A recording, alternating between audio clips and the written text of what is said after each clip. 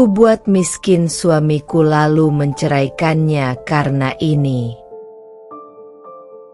Aku masih ingat hari itu dengan jelas. Hari ketika aku menikah dengan Mas Bayu. Hari yang kuyakini sebagai awal dari kebahagiaan abadi. Aku berdiri di pelaminan, mengenakan kebaya putih yang dipilihkan ibu, dengan senyum yang tak pernah pudar sepanjang hari. Mas Bayu menggenggam tanganku erat. Sesekali membisikkan kata-kata manis yang membuat jantungku berdebar. Aku janji akan selalu menjagamu, Sari, katanya dengan tatapan penuh cinta. Aku percaya padanya. Aku percaya bahwa kami akan menjalani kehidupan yang bahagia, penuh kasih sayang dan pengertian. Mas Bayu adalah pria yang mapan, cerdas, dan tampak begitu penyayang. Semua orang memuji keberuntunganku menikah dengannya. Aku pun merasa demikian. Tahun pertama pernikahan kami berjalan indah. Aku menikmati setiap momen bersamanya. Bangun pagi untuk menyiapkan sarapan, menunggu dia pulang kerja dengan penuh rindu, hingga menghabiskan akhir pekan dengan berkeliling kota atau sekadar menonton film bersama. Mas Bayu adalah suami yang penuh perhatian, atau setidaknya itulah yang kupikirkan saat itu. Namun, seiring waktu berlalu, segalanya mulai berubah. Awalnya, aku tidak terlalu memperhatikan. Aku pikir wajar jika Mas Bayu mulai lebih sibuk dengan pekerjaannya. Karirnya memang sedang menanjak, dan aku sebagai istri tentu ingin mendukungnya. Aku selalu mencoba memahami saat dia pulang larut malam, bahkan ketika dia sering membawa pekerjaannya ke rumah dan mengabaikanku. Tak butuh waktu lama sebelum Mas Bayu akhirnya menyerang secara langsung. Malam itu, aku menerima panggilan dari nomor tak dikenal. Aku tahu itu dia. Aku tak menyangka kau bisa sekejam ini, Sari. Suaranya terdengar penuh kemarahan. Aku tersenyum tipis. Aku hanya belajar dari yang terbaik, Mas. Dia terdiam sejenak, lalu tertawa kecil. Kau pikir kau sudah menang? Aku tahu aku sudah menang. Tunggu saja, Sari. Aku tidak akan jatuh semudah itu. Aku menghela napas. Mas, aku sudah memberimu banyak kesempatan untuk pergi dengan damai. Tapi kalau Mas masih ingin bertarung, jangan salahkan aku kalau Mas tidak bisa bangkit lagi setelah ini. Dia tidak menjawab, hanya menghela napas panjang sebelum menutup telepon. Aku tahu ini belum berakhir. Tapi aku juga tahu bahwa aku tidak akan mundur. Aku sudah terlalu jauh untuk kembali. Beberapa minggu berikutnya menjadi perang dingin antara aku dan Mas Bayu. Dia mencoba menyerang dari berbagai sisi, menggunakan koneksi lama, menyebarkan rumor buruk tentangku, bahkan mencoba menekan beberapa orang kepercayaanku. Tapi aku sudah mengantisipasi semuanya. Setiap langkah yang dia ambil, aku sudah menyiapkan langkah balasannya. Setiap serangannya, aku hadapi dengan strategi yang lebih cerdas. Hingga akhirnya, aku mendapat kabar dari salah satu informanku. Mas Bayu sudah kehilangan sebagian besar pendukungnya. Bahkan beberapa orang yang dulu dekat dengannya mulai menjauh. Aku tersenyum puas. Aku tahu ini adalah akhir dari permainan. Suatu pagi, Aku menerima email dari seorang rekan bisnis. Perusahaan Mas Bayu sudah berada di ambang kebangkrutan. Aku menatap layar laptopku, membiarkan kata-kata itu meresap dalam pikiranku. Aku telah menang. Aku telah menghancurkan seseorang yang dulu meremehkanku, yang menganggapku tidak lebih dari sekadar istri yang bisa dikendalikan. Aku telah membuktikan bahwa aku lebih kuat daripada yang pernah dia bayangkan.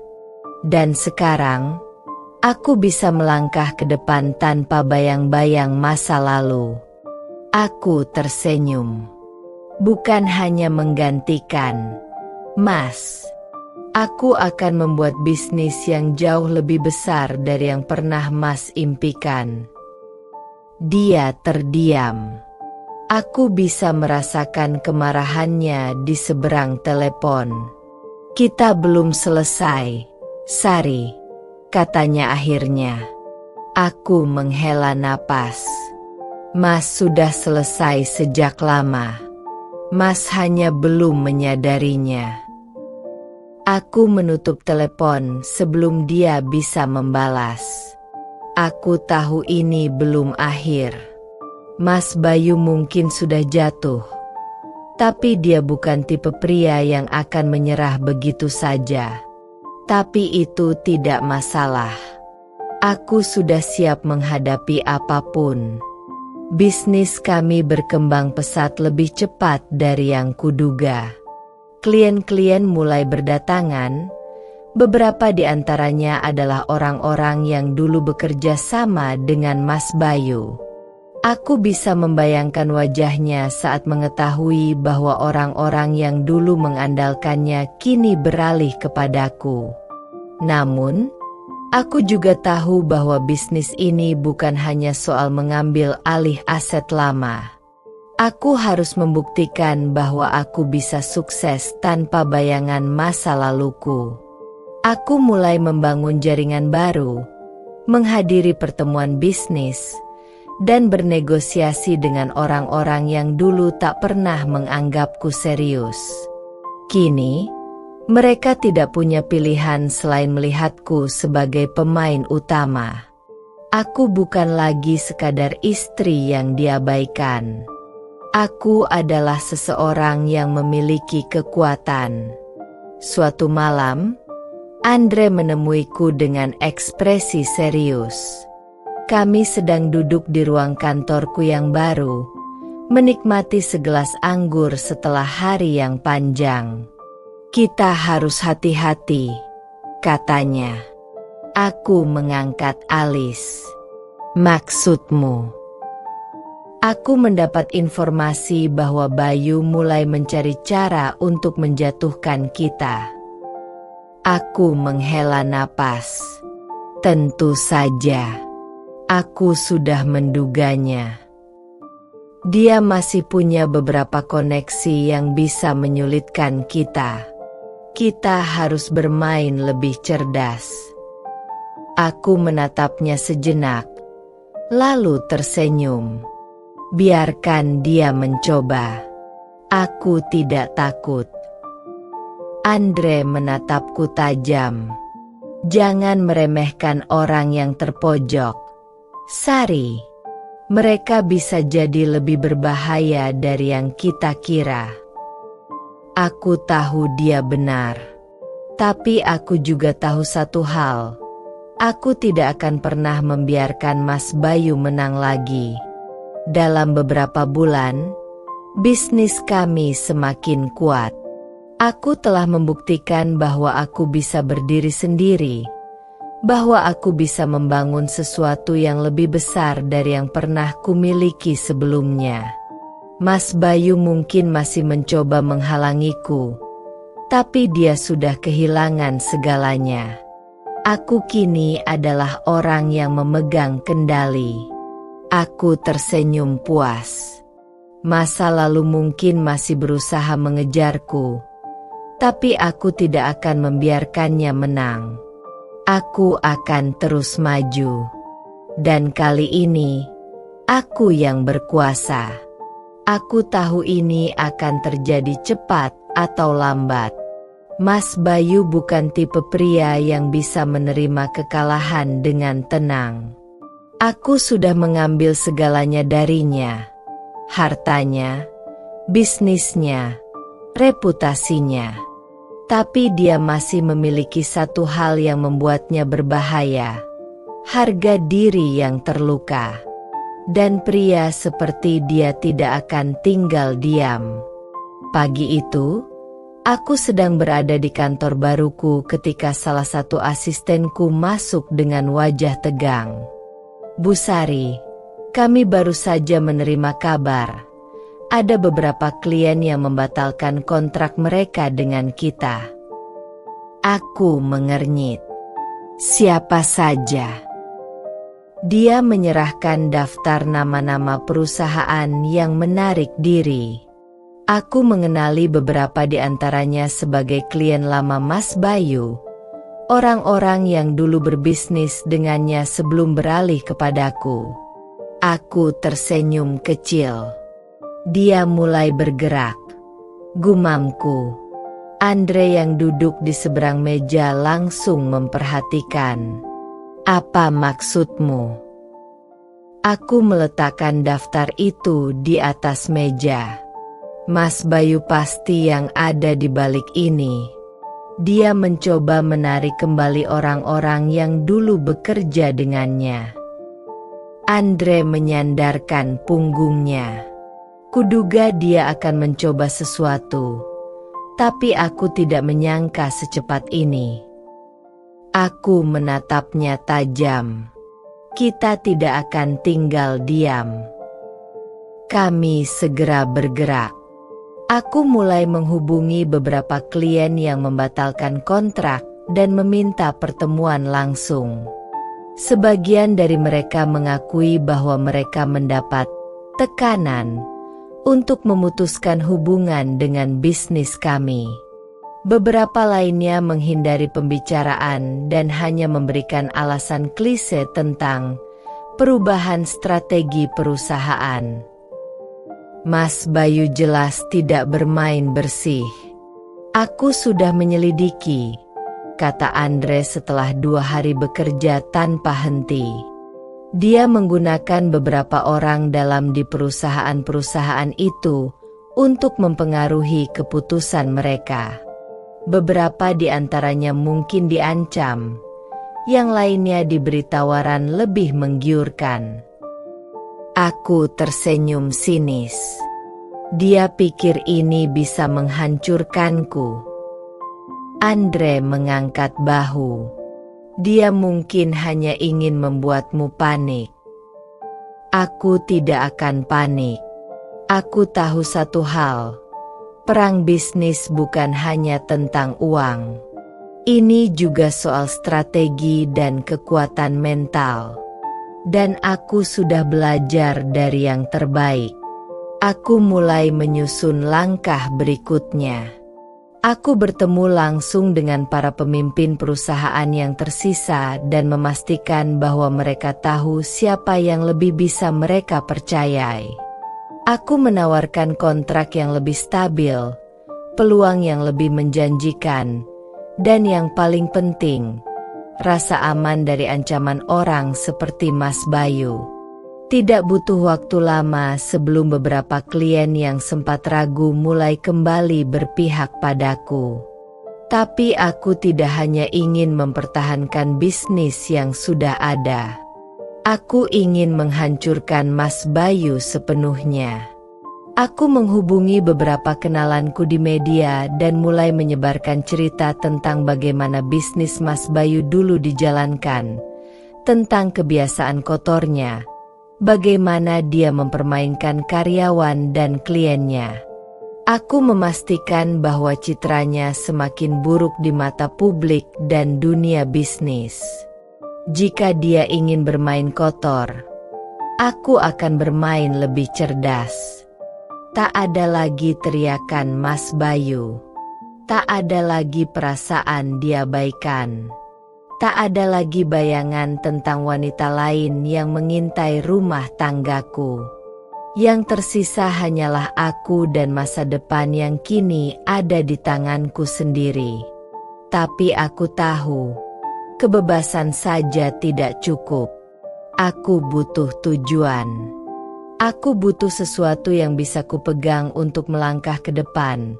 Sesuatu yang bisa membuktikan bahwa aku tidak hanya bertahan, aku berkembang. Dan itulah yang akan kulakukan. Meskipun aku sudah menutup bab itu dalam hidupku, bayangan Mas Bayu masih terus menghantuiku.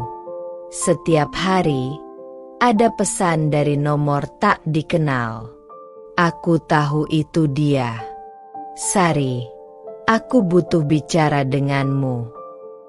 Aku tahu aku salah, tapi tolong beri aku kesempatan untuk menjelaskan. Jangan lakukan ini, Sari. Kita bisa memperbaikinya.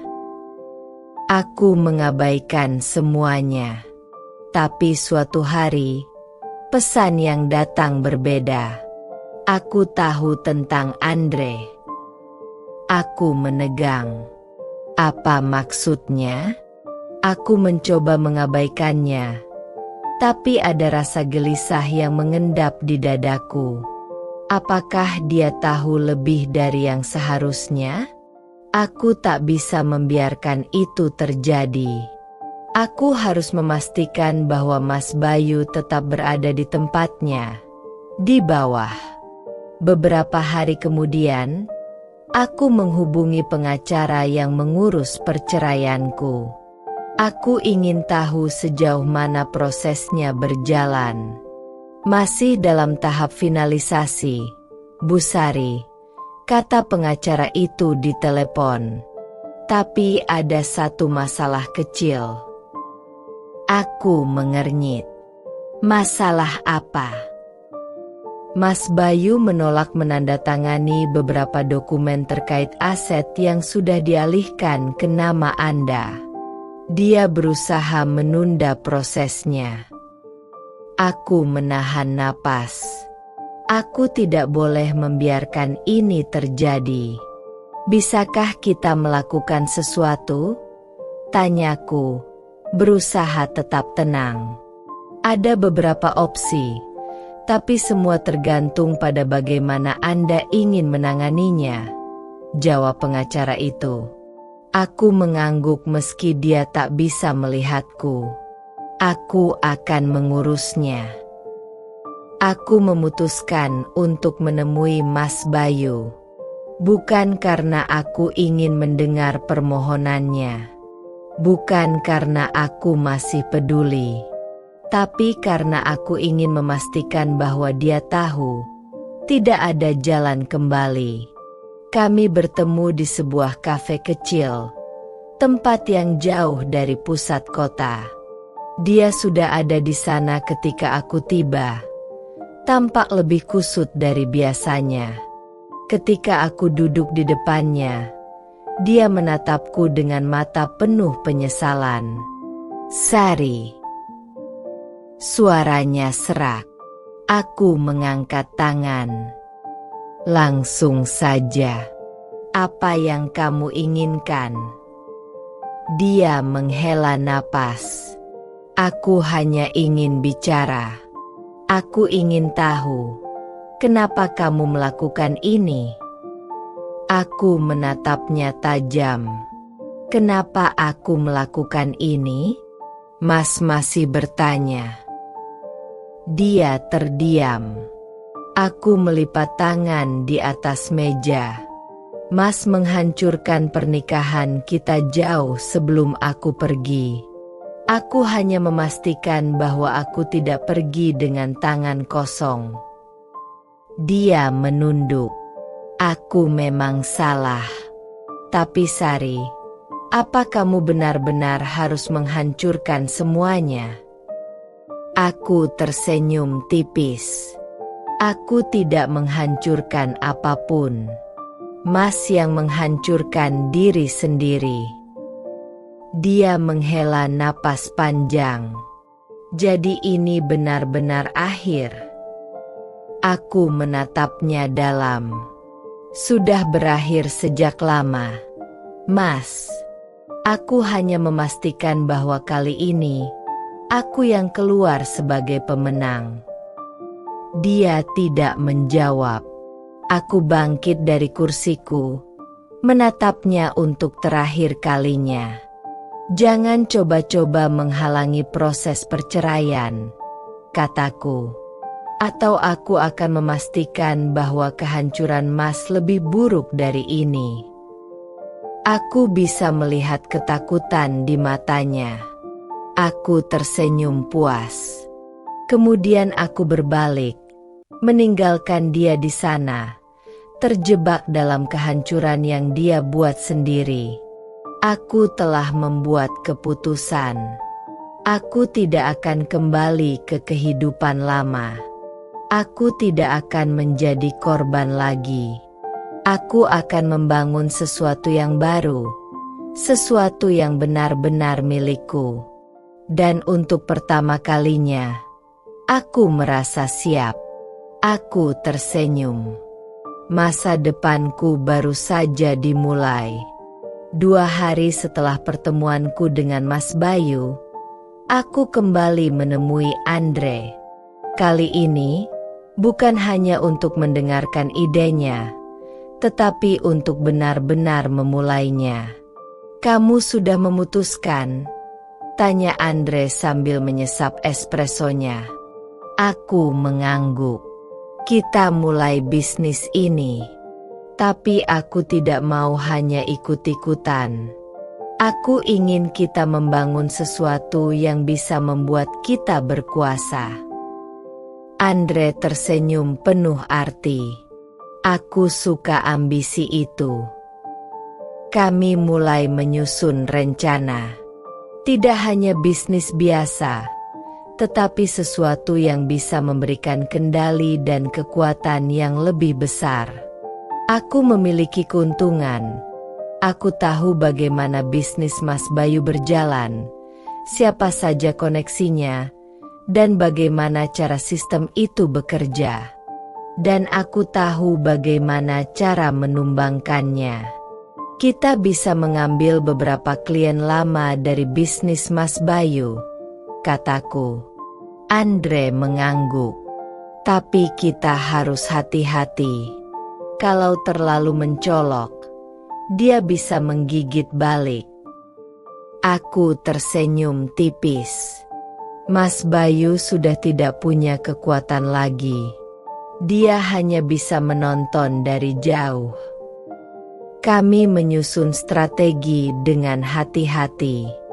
Aku menggunakan uang yang sudah kukumpulkan selama bertahun-tahun untuk modal awal. Sementara Andre menggunakan koneksinya untuk memperluas jaringan. Dalam waktu sebulan, kami sudah memiliki bisnis yang mulai berkembang. Tentu saja, tidak semuanya berjalan mulus. Suatu malam, aku mendapat panggilan dari nomor tak dikenal. Aku hampir mengabaikannya, tapi rasa penasaran membuatku mengangkat telepon. Sari. Suara itu membuatku membeku. "Mas Bayu, ada apa?" tanyaku dingin. "Kamu pikir kamu bisa mengambil semuanya dariku dan lolos begitu saja?" Suaranya terdengar penuh amarah yang ditahan. Aku tertawa kecil. "Mas yang kehilangan segalanya karena kesalahan Mas sendiri. Jangan salahkan aku. Kamu pikir bisnis kecilmu itu bisa menggantikan apa yang sudah aku bangun bertahun-tahun?" Aku memastikan dia tahu bahwa pria yang selama ini dia anggap kaya raya sebenarnya sedang diambang kehancuran. Dan seperti yang sudah kuduga, wanita itu mulai menjauh. Mas Bayu tidak hanya kehilangan bisnisnya. Dia kehilangan wanita yang dia kejar selama ini. Dan sebentar lagi, dia juga akan kehilangan aku. Saat akhirnya aku meletakkan surat cerai di atas meja ruang tamu, aku tidak merasa sedih. Aku tidak merasa kehilangan. Aku hanya merasa bebas. Mas Bayu menatap surat itu dengan mata terbelalak. Apa ini, Sari? Aku menatapnya dengan tenang.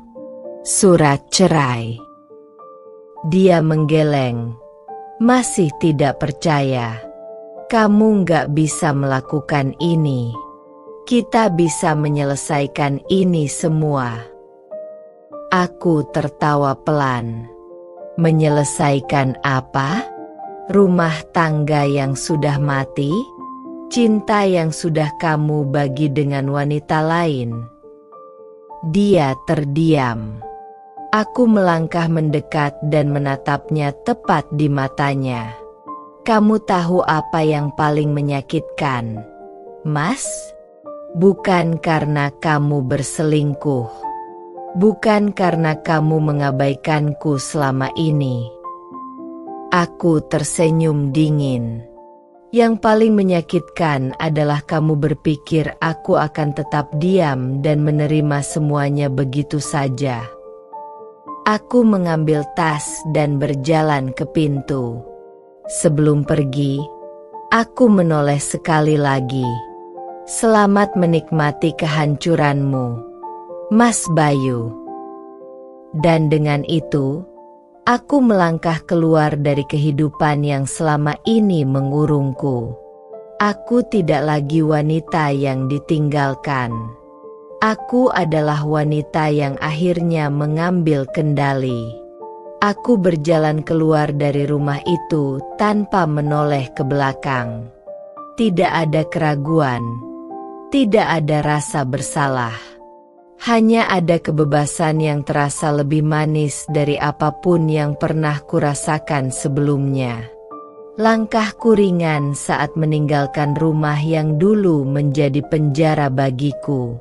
Aku tidak peduli bagaimana ekspresi Mas Bayu saat membaca surat cerai itu, atau bagaimana dia akan menghadapi kehancuran yang kutinggalkan. Itu bukan urusanku lagi. Yang penting, aku sudah keluar, dan aku tidak akan kembali. Malam itu, aku menginap di hotel mewah yang sudah kupesan sebelumnya. Aku duduk di balkon, memandangi lampu-lampu kota yang berkilauan.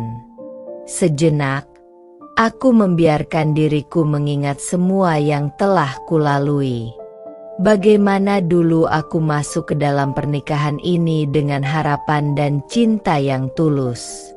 Bagaimana aku bertahan bertahun-tahun sebagai istri yang hanya dianggap sebagai pelayan. Bagaimana aku menyaksikan suamiku berselingkuh dan merendahkanku, sementara aku menelan sakit hati itu sendirian. Tapi semua itu sudah berlalu. Aku bukan lagi wanita yang sama. Aku sudah berubah. Aku sudah menang. Mulai sekarang, hidupku adalah milikku sendiri. Aku tidak hanya pergi dengan hati yang kosong. Aku sudah memastikan bahwa masa depanku aman. Uang yang telah kukumpulkan selama ini tersimpan rapi dalam beberapa rekening yang hanya aku yang tahu aksesnya. Properti yang dulunya atas nama Mas Bayu, kini telah menjadi milikku. Aku tidak perlu khawatir tentang keuangan. Aku bisa memulai hidup baru tanpa harus bergantung pada siapapun. Tapi ini bukan hanya soal uang.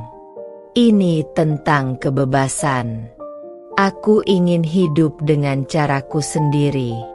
Aku ingin merasakan bagaimana rasanya bangun di pagi hari tanpa harus takut diremehkan atau diabaikan. Aku ingin menikmati hidup. Dan untuk pertama kalinya dalam waktu yang sangat lama, aku bisa melakukannya. Keesokan harinya, Aku bertemu dengan Andre di sebuah restoran eksklusif. Dia sudah duduk di sudut ruangan dengan segelas kopi di tangannya, menatapku dengan senyum yang penuh arti. "Jadi, semuanya sudah selesai?" tanyanya begitu aku duduk di hadapannya. Aku mengangguk. "Sudah. Aku meninggalkan surat cerai tadi malam. Aku yakin sekarang Mas Bayu sedang kebingungan menghadapi semua ini." Andre tertawa kecil. Aku ingin sekali melihat ekspresinya. Aku ikut tersenyum, tetapi kemudian menarik napas dalam-dalam. "Apa yang akan kamu lakukan sekarang?" Andre bertanya, matanya penuh rasa ingin tahu. Aku menatapnya sejenak. Sejujurnya, aku belum benar-benar memikirkan langkah selanjutnya. "Aku ingin hidup dengan tenang," jawabku akhirnya. "Aku ingin menikmati kebebasan yang sudah susah payah kudapatkan." Andre mengangguk pelan. "Kalau begitu, mungkin aku bisa membantumu." Aku mengangkat alis. "Maksudmu?" Dia bersandar ke kursinya, menatapku dengan tatapan penuh keyakinan. "Kita bisa memulai sesuatu bersama. Bisnis yang benar-benar kita kendalikan, tanpa ada orang seperti Bayu yang meremehkan kita." Aku berpikir sejenak.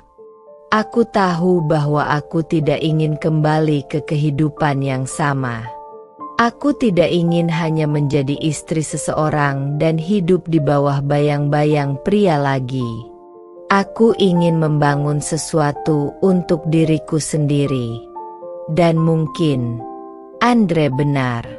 Ini adalah kesempatan untuk benar-benar memulai dari awal.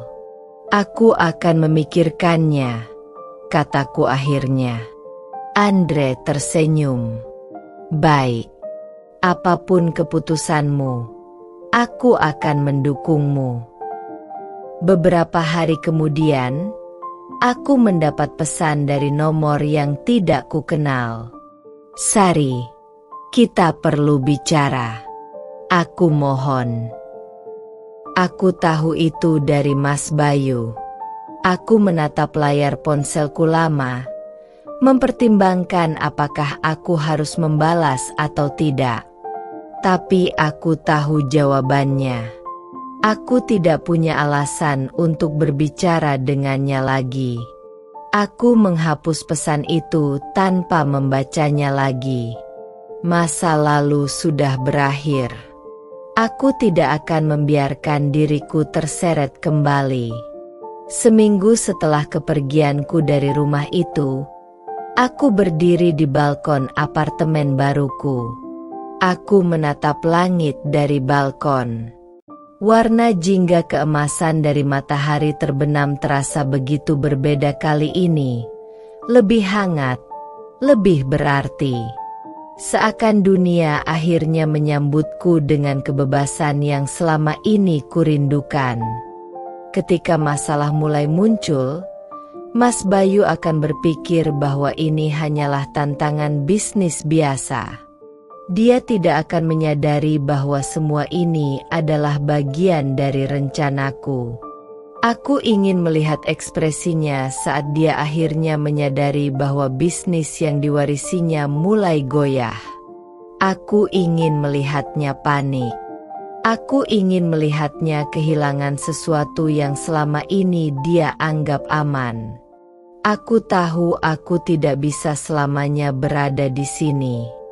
Pada akhirnya, aku harus pergi.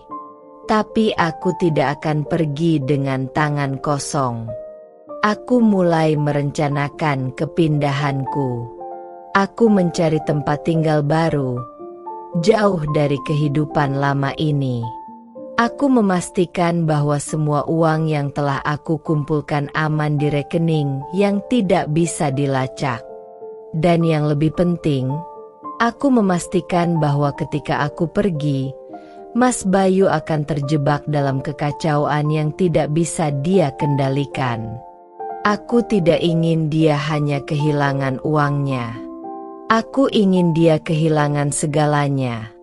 Bisnisnya, reputasinya, kepercayaannya pada orang-orang di sekitarnya.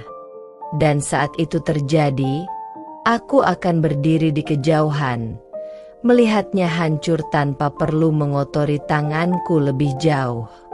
Setiap hari yang berlalu membawa Mas Bayu semakin dekat ke jurang kehancurannya. Dia masih sibuk dengan wanita itu, masih percaya bahwa hidupnya berjalan dengan baik. Tapi dia tidak tahu bahwa benih kehancuran sudah kutanam di sekelilingnya. Aku hanya perlu menunggu sedikit lebih lama. Dan ketika saatnya tiba, aku akan meninggalkan rumah ini, bukan sebagai wanita yang ditinggalkan, tapi sebagai wanita yang akhirnya mengambil kendali atas hidupnya sendiri. Waktu adalah sekutu terbaikku. Aku tidak perlu tergesa-gesa, tidak perlu terburu-buru. Aku menikmati setiap langkah dalam rencana ini, memastikan setiap potongan jatuh pada tempatnya tanpa ada yang mencurigai apapun. Mas Bayu masih sibuk dengan dunianya sendiri. Dia semakin jarang pulang ke rumah, semakin sibuk dengan urusan yang tidak lagi melibatkanku. Aku bukan lagi bagian dari hidupnya, dan itu memberiku kebebasan untuk bergerak tanpa gangguan. Dia pikir aku masih istri yang setia. Dia pikir aku masih wanita yang dulu dia remehkan. Tapi dia salah. Dan sekarang, aku siap melihat kerajaan kecilnya mulai runtuh. Semua bisnis memiliki titik rapuh. Tidak ada usaha yang benar-benar tak tergoyahkan, terutama jika pemiliknya lalai. Dan Mas Bayu, dengan kesombongan serta kebutaannya terhadap apa yang terjadi di sekitarnya, tidak pernah melihat tanda-tanda kehancuran yang mulai muncul. Dan saat masalah pertama muncul, aku bisa melihat kepanikan kecil mulai tumbuh di mata Mas Bayu. "Kenapa arus kas kita tiba-tiba ketat?" tanyanya suatu malam saat akhirnya dia pulang ke rumah. Aku mengangkat bahu seolah tidak tahu apa-apa. Mungkin karena banyaknya proyek baru yang Mas jalankan? Bisa jadi hanya masa transisi sebelum keuntungan mulai masuk. Dia mengerutkan kening. Tapi biasanya tidak separah ini. Aku harus bicara dengan bagian keuangan besok. Aku hanya tersenyum tipis. Masih bisa ditangani, kan? Dia mengangguk, meskipun ada keraguan di matanya. Salah satu hal yang paling aku nikmati dari semua ini adalah bagaimana Mas Bayu mulai meragukan orang-orang di sekitarnya. Ketika masalah keuangan semakin memburuk, dia mulai menyalahkan timnya sendiri. Suatu malam, aku melihatnya berbicara dengan nada tinggi di telepon, berteriak kepada seseorang yang, aku yakin, adalah salah satu manajer keuangannya. "Apa maksudmu ada dana yang tidak bisa ditelusuri?" Suara Mas Bayu penuh amarah. "Kalian selama ini kerja apa?"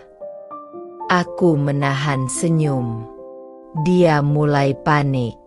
Dia mulai kehilangan kendali.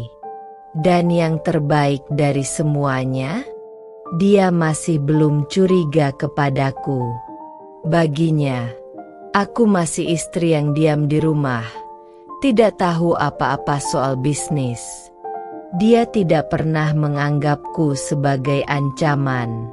Itu kesalahan terbesarnya. Seminggu kemudian, masalahnya semakin membesar. Salah satu proyek utama yang diinvestasikan Mas Bayu tiba-tiba mengalami kerugian besar. Klien menarik diri, investor mulai ragu, dan arus kas semakin ketat. Aku bisa melihat bagaimana kelelahan mulai menggerogoti wajahnya. Dia pulang lebih awal, untuk pertama kalinya dalam beberapa bulan terakhir, dan langsung duduk di sofa dengan wajah penuh tekanan. "Ada masalah?" tanyaku dengan nada lembut. Dia mendesah panjang. "Aku nggak ngerti, Sari. Rasanya semua mulai berantakan." Aku berjalan mendekatinya, berpura-pura prihatin. "Mungkin ini hanya fase sulit. Bisnis memang ada naik turunnya, kan?" Dia menggeleng. "Ini lebih dari sekadar turun." Aku merasa seperti ada sesuatu yang terjadi di belakangku. Aku menahan napas. Apakah dia mulai curiga? Tapi kemudian dia melanjutkan, "Aku pikir seseorang di dalam perusahaan mencoba menjatuhkanku." Aku hampir tertawa. Dia sibuk mencari pengkhianat di tempat yang salah. Saat aku tahu Mas Bayu benar-benar terdesak, aku menyiapkan langkah terakhirku. Aku tidak hanya ingin meninggalkannya saat dia mulai kehilangan bisnisnya. Aku ingin memastikan bahwa saat aku pergi, dia tidak punya apa-apa lagi. Aku diam-diam mengurus dokumen perceraian. Aku sudah menyiapkan semuanya, termasuk bukti-bukti yang menunjukkan bahwa sebagian besar aset bisnis kini ada di bawah namaku. Aku juga tahu tentang wanita itu. Aku tahu Mas Bayu masih berselingkuh dengannya. Dan aku tahu betapa dia sangat mencintai wanita itu, cukup untuk mempertaruhkan segalanya demi bersamanya. Jadi, aku memanfaatkan itu. Aku memastikan wanita itu mengetahui kondisi keuangan Mas Bayu yang semakin memburuk. Saat makan malam, aku berbicara seolah-olah aku hanya istri yang peduli dengan masa depan keluarganya. "Mas," kataku dengan nada lembut, "aku dengar ada peluang investasi baru yang menarik. Aku pikir ini bisa jadi tambahan untuk bisnis kita."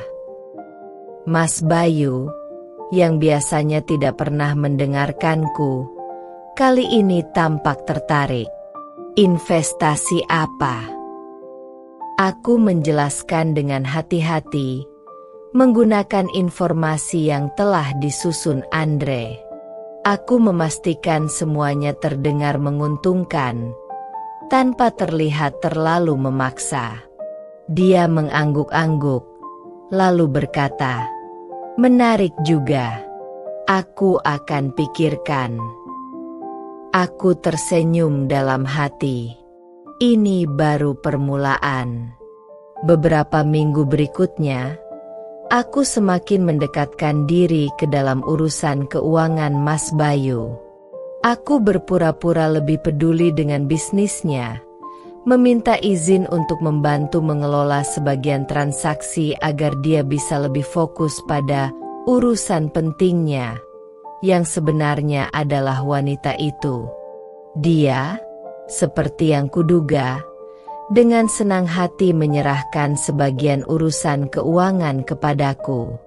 Sedikit demi sedikit, aku mulai mengalihkan aset-aset penting ke dalam kendaliku. Aku tidak mengambil semuanya sekaligus. Itu akan terlalu mencurigakan. Sebaliknya, aku mengatur agar sebagian besar investasi barunya mengarah kepadaku. Saat dia sibuk dengan perselingkuhannya, aku sibuk membangun jalanku keluar dari pernikahan ini. Aku tidak lagi istri yang pasrah. Aku adalah wanita yang akan merebut kembali hidupnya. Dan saat waktunya tiba, Mas Bayu akan kehilangan lebih dari yang pernah dia bayangkan. Aku selalu percaya bahwa balas dendam terbaik bukanlah kemarahan yang meledak-ledak, tetapi kehancuran yang perlahan dan pasti. Aku tidak ingin menghancurkan Mas Bayu dalam satu pukulan. Aku ingin dia merasakan kehilangan sedikit demi sedikit, tanpa menyadarinya. Sampai akhirnya, saat dia sadar, semuanya sudah terlambat. Langkah pertamaku sudah berjalan mulus. Aku berhasil meyakinkan Mas Bayu untuk menyerahkan sebagian urusan keuangan kepadaku. Dia terlalu sibuk dengan wanita itu, terlalu percaya diri bahwa aku tetap istri yang setia, terlalu buta untuk melihat apa yang sebenarnya terjadi. Tapi ini baru permulaan. Aku perlu bergerak lebih dalam. Bisnis keluarga Mas Bayu bukan hanya tentang uang. Ada orang-orang di dalamnya yang memiliki peran penting, manajer, akuntan, hingga investor. Aku perlu memastikan bahwa mereka berpihak kepadaku, atau setidaknya tidak curiga saat aku mulai mengambil alih. Aku mulai dengan mendekati Lestari, sekretaris pribadi Mas Bayu. Selama ini, aku jarang berurusan langsung dengannya, tapi aku tahu bahwa dia adalah orang kepercayaan suamiku dalam segala urusan administrasi. Jika aku ingin mendapatkan akses lebih dalam, aku harus mendapatkan kepercayaannya. Aku mengundangnya makan siang di sebuah restoran yang cukup tenang. Awalnya dia tampak ragu, mungkin tidak terbiasa dengan istri bos yang tiba-tiba ingin berbincang dengannya. Tapi aku tahu bagaimana cara membuat orang berbicara. Setelah beberapa obrolan ringan, aku mulai mengarah ke topik yang sebenarnya. Lestari, kamu pasti tahu kalau akhir-akhir ini Mas Bayu sibuk sekali, kan? Tanyaku dengan nada santai. Lestari mengangguk. Iya, Bu. Banyak proyek baru yang sedang berjalan. Aku tersenyum kecil. Aku ingin sedikit membantunya. Aku khawatir dia terlalu lelah. Kamu pasti lebih paham soal keuangan perusahaan dibanding aku. Bisa bantu jelaskan beberapa hal. Aku melihat keraguan di wajahnya. Lestari, aku hanya ingin memastikan semuanya berjalan lancar. Ini bukan tentang bisnis saja. Ini tentang keluarga. Aku ingin memastikan masa depan kami tetap stabil. Matanya melunak. Dia mengangguk. Dan dari sana, aku mulai mendapatkan informasi yang lebih rinci tentang transaksi, mitra bisnis, dan kebiasaan keuangan Mas Bayu yang bahkan aku tidak tahu sebelumnya. Dari Lestari, aku mengetahui bahwa sebagian besar aset bisnis dikelola melalui beberapa rekening yang tersebar di berbagai bank. Aku juga tahu siapa yang memiliki akses ke akun-akun tersebut. Dan lebih penting lagi, aku tahu bagaimana caranya mengambil kendali. Aku tidak bisa mengambil uang dalam jumlah besar sekaligus. Itu terlalu mencurigakan. Sebaliknya, aku memanfaatkan celah dalam pengelolaan bisnis. Aku mulai memindahkan sebagian dana ke dalam proyek-proyek investasi yang aku ciptakan bersama Andre. Proyek-proyek ini sebenarnya tidak nyata, tetapi di atas kertas, mereka terlihat sah. Setiap bulan, jumlah kecil dari rekening perusahaan mulai dialihkan ke rekening-rekening baru yang kupegang. Perlahan, aku membangun kekuatan finansialku sendiri tanpa Mas Bayu menyadari apapun. Sementara itu, aku juga mulai mengontrol properti yang kami miliki. Aku meminta Mas Bayu untuk menandatangani beberapa dokumen legal yang, tanpa dia sadari, mulai mengalihkan kepemilikan beberapa aset ke namaku. Aku tahu dia tidak akan membaca dokumen itu dengan teliti. Dia terlalu sibuk, terlalu percaya diri bahwa aku tidak akan melakukan apapun di belakangnya. Dan itu adalah kesalahan terbesarnya. Aku tidak hanya ingin mengambil uangnya. Aku ingin membuatnya kehilangan kontrol. Salah satu langkah penting dalam rencanaku adalah menciptakan masalah kecil di perusahaannya. Masalah yang tampak seperti kesalahan manajemen atau keputusan bisnis yang buruk. Aku bekerja sama dengan Andre untuk merancang beberapa proyek yang terlihat menguntungkan, tetapi sebenarnya akan menjadi beban finansial yang besar. Proyek-proyek ini akan menyedot dana perusahaan secara perlahan, membuat arus kas semakin ketat tanpa ada tanda-tanda manipulasi yang mencurigakan.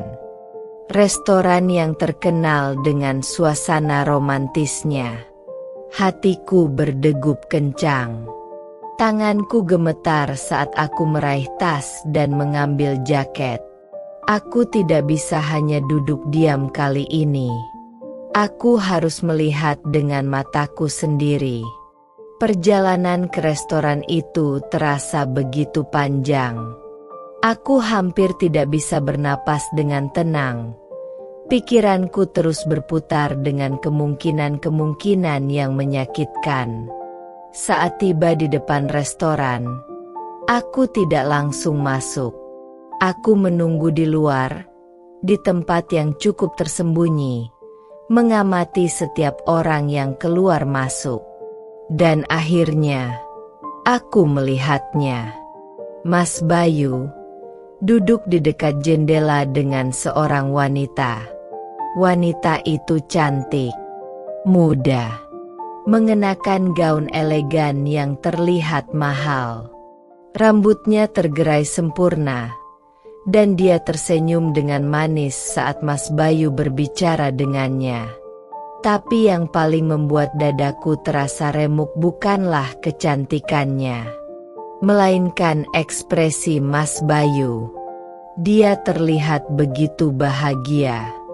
Jauh lebih bahagia daripada yang pernah kulihat selama bertahun-tahun terakhir bersamanya.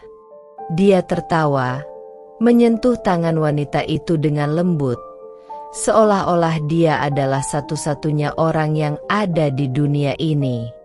Dan saat itulah aku menyadari, aku tidak ada lagi dalam dunianya. Aku tidak bisa bergerak. Aku ingin masuk ke dalam, berteriak, menuntut penjelasan. Tapi kakiku terasa lemas. Lalu, aku melihat sesuatu yang membuat semua keraguan hilang. Mas Bayu mengeluarkan sebuah kotak kecil dari sakunya. Kotak beludru biru. Kotak yang hanya digunakan untuk satu hal. Dia membukanya, memperlihatkan sebuah cincin berkilauan di dalamnya. Wanita itu menutup mulutnya dengan tangan. Matanya berbinar. Mas Bayu tersenyum dan berkata sesuatu. Aku tidak bisa mendengar apa, tapi aku tidak perlu mendengarnya. Aku tahu apa yang sedang terjadi. Dia tidak hanya berselingkuh. Dia mungkin berencana menikahi wanita itu. Aku tidak ingat bagaimana aku bisa sampai kembali ke rumah. Malam itu, aku duduk diam dalam kegelapan. Tidak ada air mata, tidak ada isak tangis. Hanya kesunyian yang menggema di dalam hatiku, seolah seluruh jiwaku telah mati bersama cinta yang selama ini kupertahankan. Mas Bayu telah menghancurkan semuanya. Aku mengorbankan segalanya untuk pernikahan ini. Waktu, tenaga, bahkan mimpiku sendiri. Aku membangun rumah ini dengan kasih sayang, hanya untuk diperlakukan seperti barang usang yang tidak lagi berharga. Dan sekarang, dia ingin menikahi wanita lain? Tidak. Aku tidak akan membiarkan ini berakhir begitu saja. Jika dia berpikir bisa membuangku seperti sampah, maka aku akan memastikan dia merasakan apa yang aku rasakan. Aku akan mengambil sesuatu darinya. Sesuatu yang lebih berharga dari sekadar pernikahan ini. Aku akan mengambil kekuasaannya. Aku akan mengambil hartanya. Dan aku akan meninggalkannya dalam kehancuran. Langkah pertama dalam rencana ini adalah memahami di mana titik lemah Mas Bayu. Aku tidak bisa bertindak gegabah. Aku harus sabar, mengamati, dan bergerak di saat yang tepat. Sejak awal pernikahan kami, aku tahu satu hal yang menjadi kelemahannya, bisnis keluarga. Mas Bayu memang terlihat seperti pria sukses yang mengelola perusahaan dengan tangannya sendiri. Tapi kenyataannya, bisnis itu diwariskan oleh keluarganya. Dia tidak membangunnya dari nol, hanya meneruskan apa yang sudah ada. Dan dia tidak benar-benar memahami seluk-beluk bisnis itu. Selama ini, dia mengandalkan orang lain untuk mengelolanya, termasuk aku. Aku mungkin hanya seorang istri di rumah, tapi aku tahu lebih banyak daripada yang dia sadari. Aku tahu kemana uangnya mengalir. Aku tahu siapa yang dia percayai di perusahaannya. Dan yang paling penting, aku tahu cara mengambil alih semuanya tanpa dia sadari. Aku tidak bisa melakukannya sendiri.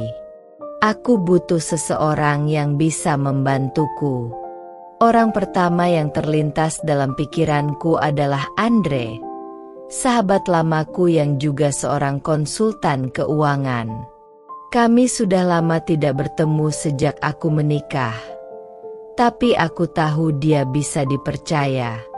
Aku menghubunginya dan mengatur pertemuan di sebuah kafe kecil di pinggir kota. Saat aku tiba, Andre sudah menungguku. Dia menatapku dengan ekspresi prihatin. "Sari, ada apa?" Suaramu di telepon terdengar serius. Aku menarik napas panjang sebelum mulai bercerita. Aku tidak menyebutkan semua detail tentang perselingkuhan Mas Bayu, tapi cukup untuk membuat Andre mengerti bahwa aku ingin keluar dari pernikahan ini, dan aku ingin memastikan aku tidak pergi dengan tangan kosong. Andre mendengarkan dengan seksama. Setelah aku selesai berbicara, dia menghela napas panjang. "Jadi, kamu mau mengambil alih aset Bayu sebelum kamu pergi?" Aku mengangguk. Aku tidak mau dia hidup enak setelah semua yang dia lakukan. Aku ingin memastikan dia kehilangan segalanya. Andre terdiam sejenak, lalu tersenyum kecil. "Kamu tahu, ini akan sulit, tapi bukan tidak mungkin." Aku menatapnya penuh harap. "Kamu mau bantu aku?" Dia mengangguk. "Tentu. Aku punya beberapa ide." Langkah pertama adalah mendapatkan akses penuh ke aset keuangan Mas Bayu. Aku sudah lama menjadi orang yang mengelola pengeluaran rumah tangga. Jadi aku tahu rekening mana yang dia gunakan untuk kebutuhan pribadi dan bisnis. Dengan sedikit manipulasi, Aku bisa membuatnya percaya bahwa dia perlu menginvestasikan sebagian uangnya ke dalam proyek-proyek tertentu, proyek yang sebenarnya akan memberikan kendali lebih kepadaku. Andre membantuku menyusun strategi. Kami menciptakan skema investasi yang terlihat meyakinkan, sesuatu yang bisa menarik perhatian Mas Bayu tanpa menimbulkan kecurigaan. Aku mulai perlahan. Aku ingin menganggap ini hanya kesalahpahaman. Tapi, firasatku berkata lain. Aku tidak ingin menuduh tanpa bukti. Aku tidak ingin menjadi istri yang paranoid. Jadi, aku hanya tersenyum kecil dan mengangguk. Oke, aku simpan aja. Siapa tahu ada yang nyari. Mas Bayu tidak menanggapinya. Dia hanya berjalan ke kamar, meninggalkanku sendirian di ruang tamu. Aku menatap syal itu sekali lagi, lalu menggenggamnya erat. Mungkin ini hanya awal. Mungkin ada lebih banyak hal yang belum ku tahu. Dan aku akan mencari tahu semuanya. Setelah malam itu, aku mulai memperhatikan Mas Bayu lebih cermat. Aku mencatat perubahan kecil dalam kebiasaannya, hal-hal yang dulu tidak pernah kulihat darinya. Dia mulai lebih sering membawa ponselnya ke kamar mandi. Dulu, dia sering meninggalkan ponselnya di meja atau di sofa. Tapi sekarang, dia tidak pernah melepaskannya. Dia juga sering tersenyum sendiri saat membaca pesan di ponselnya. Suatu malam, aku sengaja terjaga lebih lama. Aku pura-pura tidur di sofa, menunggu saat dia berpikir aku sudah tertidur. Dari selamataku, aku melihatnya duduk di tepi tempat tidur. Layar ponselnya menyala, dan jemarinya dengan cepat mengetik sesuatu. Senyumnya mengembang. Senyum yang sudah lama tak pernah kuterima. Hatiku mencelos. Aku tidak langsung menghadapinya. Aku ingin tahu sejauh mana kebohongan ini berjalan. Aku ingin tahu siapa yang sebenarnya sedang dia sembunyikan dariku. Aku memutuskan untuk menunggu. Dan saat waktu yang tepat tiba, aku akan menemukan jawabannya. Beberapa hari kemudian, Mas Bayu sedang mandi saat ponselnya berbunyi. Aku menatap layar yang menyala di atas meja. Sebuah panggilan masuk. Nama yang tertera di layar bukan nama yang kukenal. Tapi ikon kecil di sebelah nama itu, ikon hati merah, mengatakan lebih banyak daripada yang ingin ku tahu. Dadaku terasa sesak. Jari-jariku gemetar saat aku meraih ponsel itu. Aku tidak mengangkatnya. Aku hanya menatapnya, berusaha mengendalikan emosi yang berkecamuk dalam diriku. Beberapa detik kemudian, panggilan itu berakhir. Tapi aku tahu, ini bukan yang terakhir. Aku mengembalikan ponsel itu ke tempatnya, lalu berjalan ke dapur dengan pikiran yang semakin kacau. Aku ingin marah. Aku ingin berteriak. Tapi aku tidak boleh gegabah. Aku harus berpikir. Dan yang lebih penting, aku harus merencanakan langkahku selanjutnya. Hari itu aku merasa ada sesuatu yang akan terjadi. Aku tidak tahu apa, tapi firasatku begitu kuat. Sudah beberapa hari aku mencatat perubahan sikap Mas Bayu. Pulang semakin larut, selalu sibuk dengan ponselnya, dan mulai lebih sering berdandan sebelum pergi. Bukan berdandan yang biasa. Dulu, Dia tidak terlalu peduli dengan penampilannya. Setelan kerja seringkali kusut. Rambutnya kadang acak-acakan. Tapi sekarang, dia mulai menyemprotkan parfum sebelum berangkat kerja. Parfum yang lebih mahal dari yang biasa dia pakai.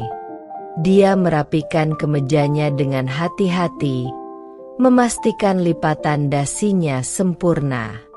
Bahkan, dia membeli beberapa pakaian baru tanpa pernah memberitahuku. Aku mengamati semua itu dalam diam.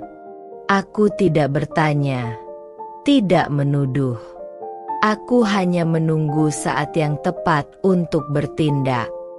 Dan hari itu, kesempatan akhirnya datang. Sore itu, Mas Bayu pulang lebih awal. Sesuatu yang jarang terjadi. Biasanya, dia pulang larut dengan alasan pekerjaan menumpuk atau ada rapat mendadak. Tapi kali ini, dia tiba di rumah sebelum matahari terbenam. Aku memasak makan malam seperti biasa, berharap dia akan duduk dan makan bersamaku. Tapi begitu dia masuk rumah, dia hanya meletakkan tasnya, lalu mengambil kunci mobil lagi. "Mas mau kemana?" tanyaku, mencoba terdengar santai. Dia melirikku sekilas. "Ada urusan sama klien. Mungkin pulang agak malam." Aku mengangguk pelan.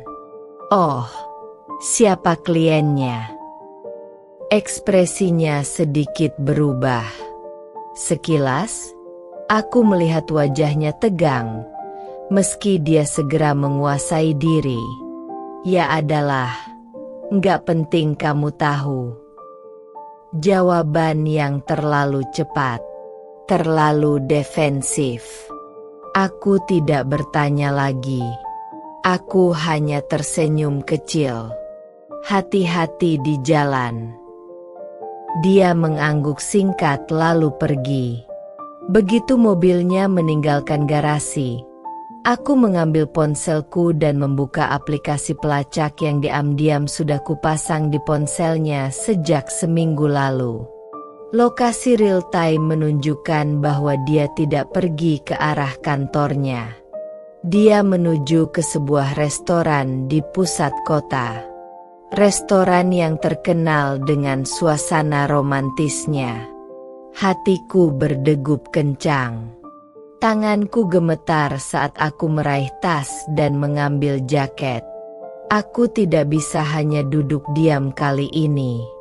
Aku harus melihat dengan mataku sendiri.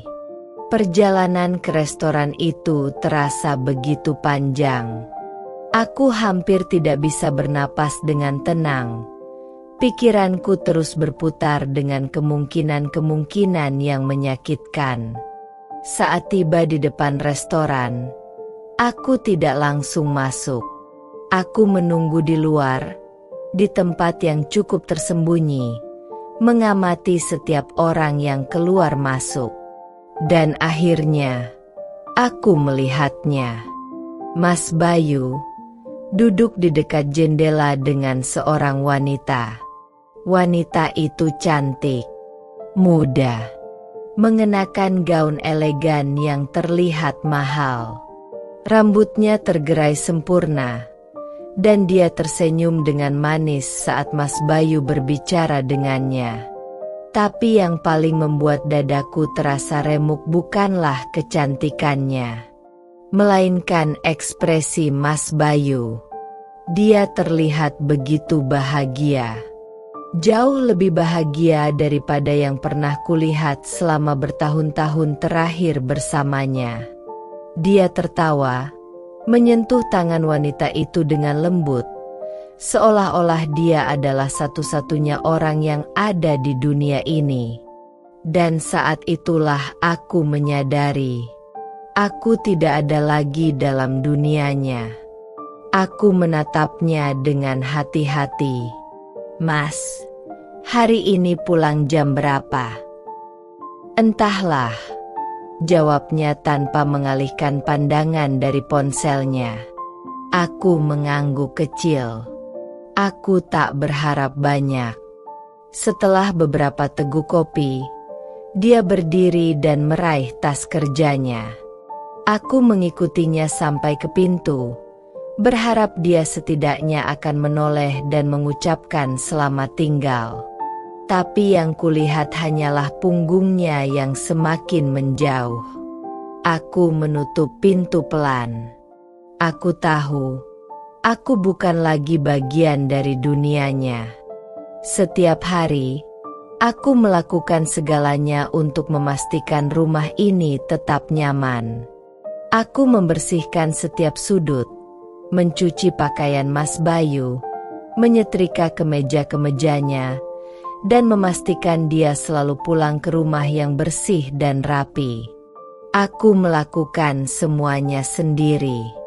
Tak pernah terpikir olehnya bahwa aku juga bisa lelah.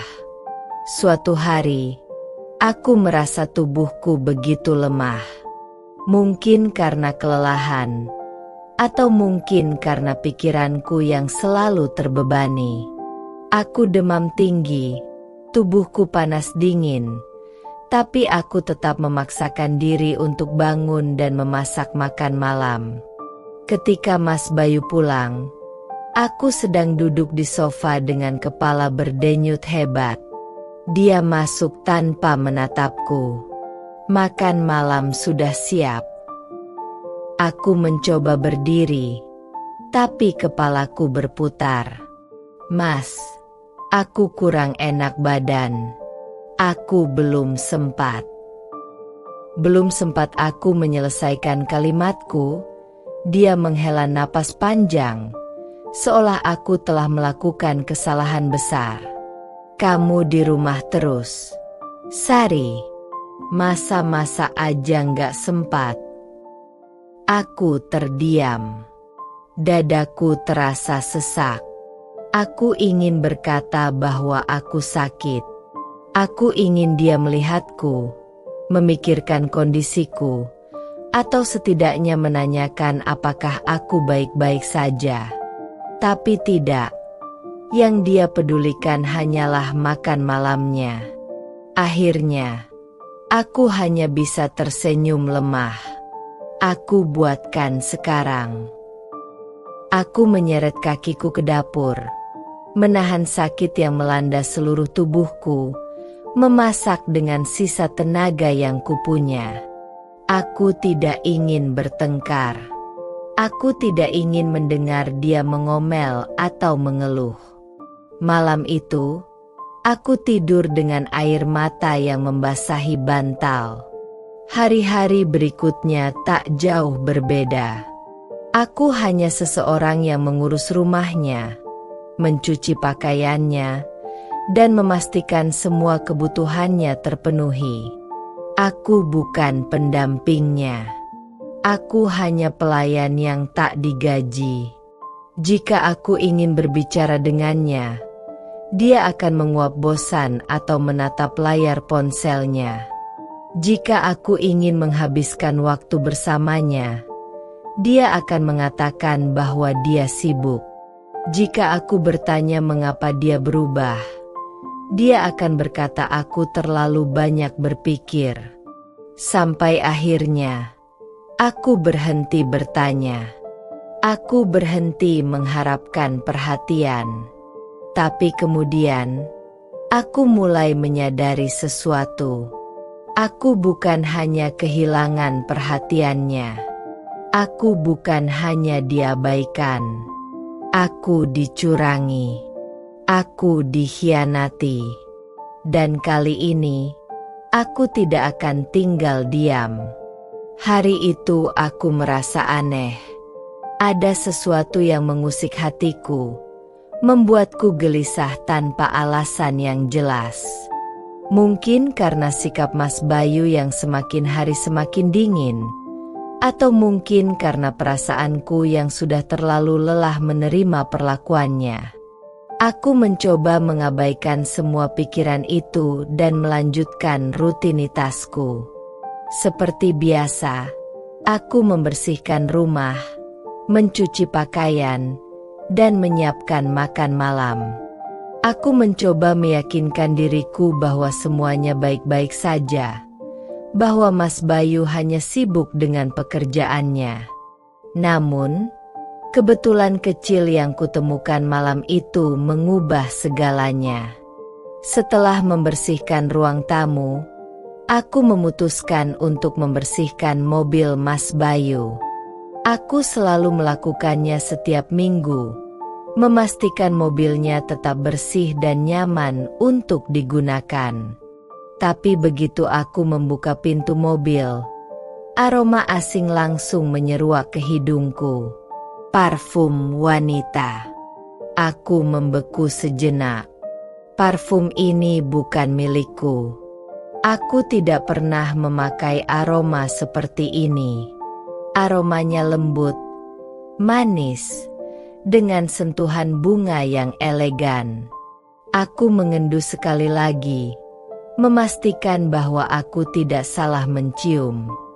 Jantungku mulai berdebar. Dengan tangan gemetar, aku memeriksa jok belakang. Aku meraba-raba di bawah kursi, mencari sesuatu yang mungkin tertinggal. Dan di sanalah aku menemukannya. Sebuah syal berwarna merah marun. Aku mengangkat syal itu perlahan, menatapnya dengan perasaan campur aduk. Bahannya lembut, wangi parfumnya masih kuat. Tidak ada alasan syal ini bisa ada di sini kecuali seseorang pernah duduk di mobil ini dan meninggalkannya. Tapi siapa? Hatiku ingin menolak kenyataan yang mulai terasa jelas. Aku mencoba mencari kemungkinan lain. Mungkin ini milik temannya. Mungkin seseorang tidak sengaja meninggalkannya di sini. Tapi di dalam hatiku, aku tahu jawabannya. Aku menggenggam syal itu erat, lalu membawanya masuk ke dalam rumah. Aku menunggunya pulang malam itu dengan hati yang tidak tenang. Malam semakin larut ketika akhirnya aku mendengar suara mobilnya berhenti di garasi. Aku duduk di ruang tamu. Syal itu masih dalam genggamanku. Tak lama kemudian, Mas Bayu masuk rumah, meletakkan tasnya di sofa tanpa menatapku.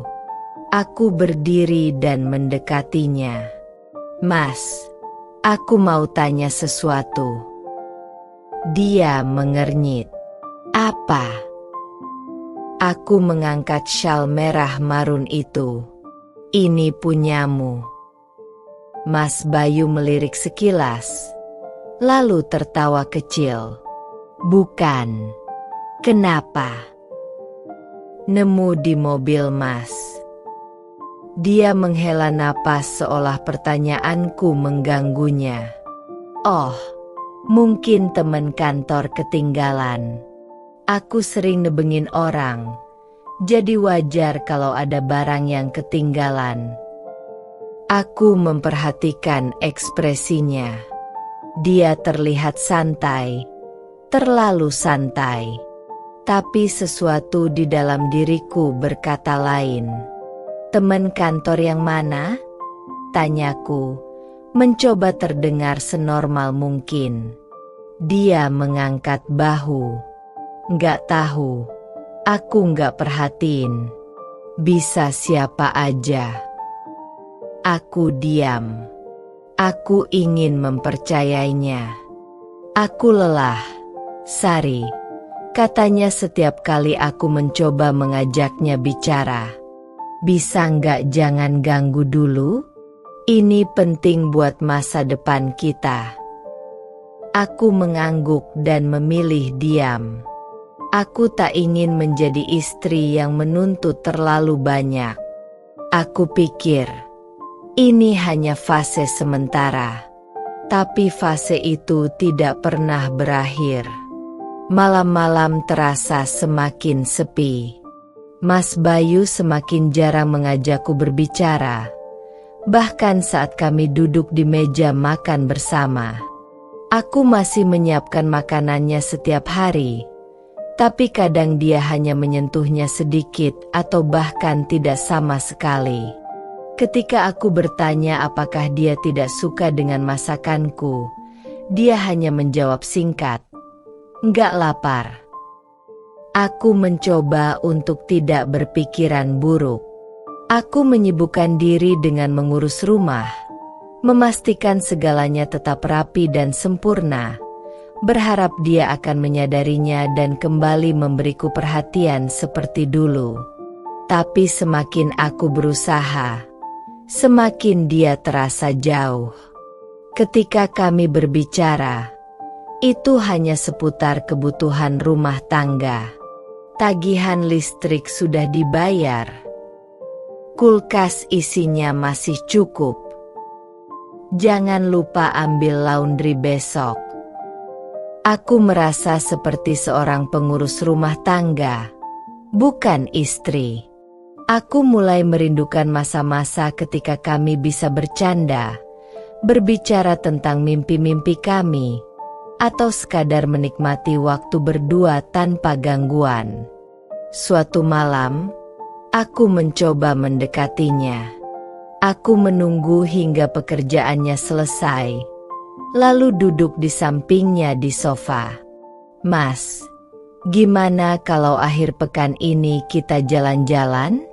Keluar kota sebentar, refreshing," usulku dengan penuh harapan. Mas Bayu hanya melirikku sekilas sebelum kembali menatap layar ponselnya. "Aku sibuk, Sari. Mungkin lain kali." Lain kali. Kata-kata itu terus diulanginya setiap kali aku mengajak menghabiskan waktu bersama. Dan pada akhirnya, lain kali, itu tak pernah datang. Bukan hanya perhatian yang berkurang, sikapnya terhadapku juga mulai berubah. Jika dulu dia selalu memuji masakanku, kini dia mulai berkomentar sinis. "Kamu nggak bisa coba masak yang lebih enak? Bosan rasanya begini terus." Jika dulu dia bangga padaku, kini dia meremehkan segala yang kulakukan. "Kerjaan rumah aja kok bisa capek? Kamu kan di rumah terus. Nggak kayak aku yang kerja cari duit." Aku ingin membela diri, ingin mengatakan bahwa pekerjaan rumah tidak semudah yang dia pikirkan. Tapi aku tahu, tidak ada gunanya. Dia tidak akan mendengar.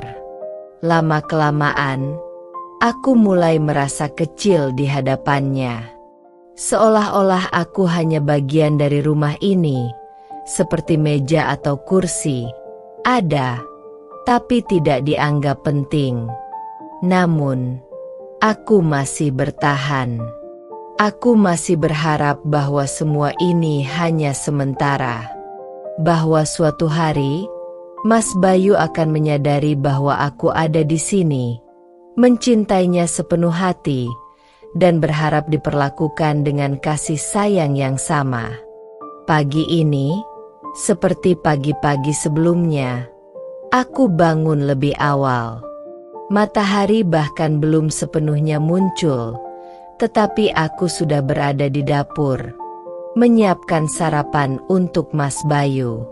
Aku memasak makanan favoritnya, nasi goreng dengan telur mata sapi setengah matang, sambil menyeduh kopi hitam kesukaannya. Dulu, aku melakukan semua ini dengan penuh cinta. Tapi kini, aku melakukannya karena kewajiban. Mas Bayu masih tertidur saat aku selesai memasak. Aku menata meja makan dengan rapi, lalu masuk ke kamar untuk membangunkannya. "Mas, sarapannya sudah siap," kataku pelan sambil menyentuh bahunya. Dia mengerang pelan dan menggeliat di tempat tidur. Aku menunggu, berharap dia akan membuka mata dan tersenyum padaku seperti dulu. Tapi yang kudapat hanyalah dengkuran kecil dan gumaman malas. Aku menarik napas panjang, lalu kembali ke meja makan dan duduk sendirian. Aku menatap nasi goreng yang masih mengepul di piringnya. Aku tahu, nanti dia akan bangun dengan terburu-buru, hanya menyesap kopi beberapa teguk, lalu pergi tanpa menyentuh makanannya. Aku sudah terbiasa. Benar saja. Setengah jam kemudian, Mas Bayu keluar dari kamar dengan langkah malas. Matanya masih mengantuk, rambutnya berantakan, tapi yang pertama kali dia lakukan bukanlah menatapku, melainkan meraih ponselnya. Jari-jarinya dengan cekatan membuka layar, membaca sesuatu, lalu tersenyum tipis. Senyuman yang sudah lama tak pernah kuterima. Aku ingin tahu siapa yang membuatnya tersenyum seperti itu. Tapi aku hanya bisa menahan diri. Dia duduk di kursinya, menyesap kopi, lalu mengeluarkan ponsel dari saku celananya. Jari-jarinya kembali sibuk mengetik sesuatu. Aku bisa merasakan atmosfer berbeda di rumah ini. Dulu, meja makan menjadi tempat kami berbincang, berbagi cerita tentang hari kami masing-masing. Kini, meja makan hanya tempat untuk sekadar mengisi perut. Aku menatapnya dengan hati-hati. "Mas, hari ini pulang jam berapa?" "Entahlah," jawabnya tanpa mengalihkan pandangan dari ponselnya. Aku mengangguk kecil. Aku tak berharap banyak. Setelah beberapa teguk kopi, dia berdiri dan meraih tas kerjanya. Aku mengikutinya sampai ke pintu, berharap dia setidaknya akan menoleh dan mengucapkan selamat tinggal. Tapi yang kulihat hanyalah punggungnya yang semakin menjauh. Aku menutup pintu pelan. Aku tahu, aku bukan lagi bagian dari dunianya. Setiap hari, aku melakukan segalanya untuk memastikan rumah ini tetap nyaman. Aku membersihkan setiap sudut, mencuci pakaian Mas Bayu, menyetrika kemeja-kemejanya, dan memastikan dia selalu pulang ke rumah yang bersih dan rapi. Aku melakukan semuanya sendiri. Tak pernah terpikir olehnya bahwa aku juga bisa lelah. Suatu hari, aku merasa tubuhku begitu lemah. Mungkin karena kelelahan, atau mungkin karena pikiranku yang selalu terbebani.